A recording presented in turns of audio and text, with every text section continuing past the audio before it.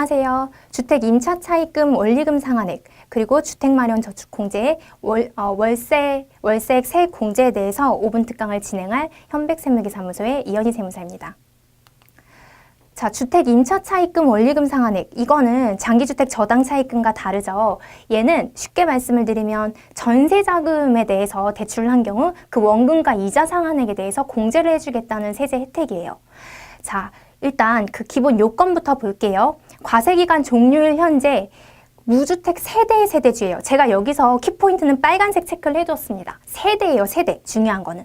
그 세대주만 무주택이라고 되는 게 아니고요. 세대원이 주택을 또 보유하면 안 돼요. 그래서 모두가 무주택일 때 가능한 거고요. 이 임차 차입금 원리금 상환액에 대한 공제는 금융기관을 통한 대출만 가능한 게 아니고 그 대부업자가 아닌 거주자, 개인으로부터 차입을 하는 경우에도 공제가 가능합니다. 근데 차이점은 은행으로부터, 금융기관으로부터 대출을 하는 경우에는 그 근로자, 차입하는 근로자의 소득 기준 금액이 없어요. 그런데 일반 거주자로부터 차입을 하는 경우에는 총급여가 5천만 원 이하여야 되는 조건이 있습니다.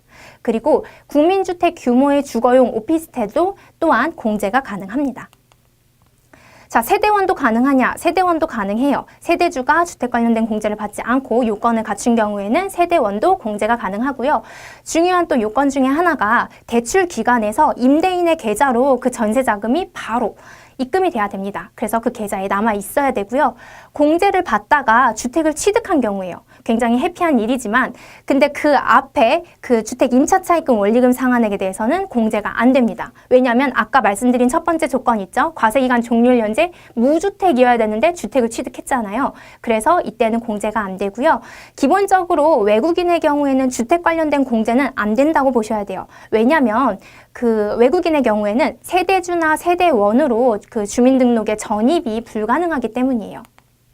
자, 그 다음으로 주택마련저축공제에 대해서 알아볼게요.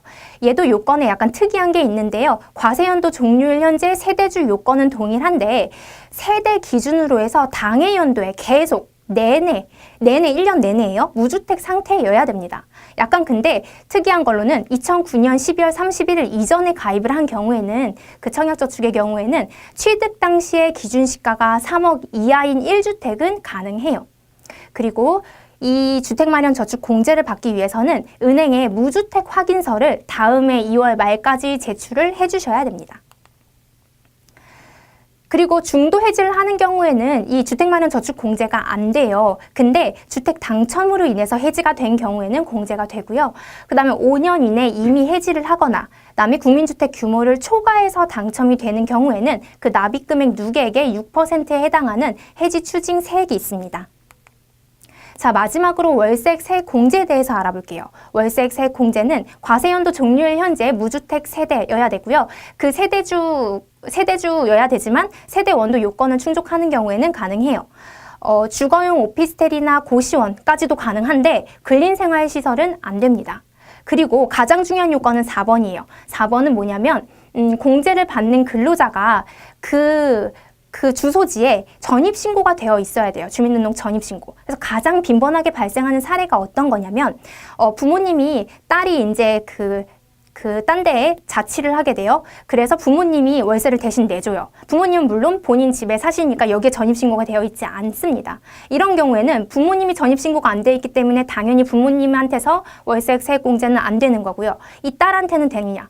딸은 내 돈으로 지출한 게 아니죠.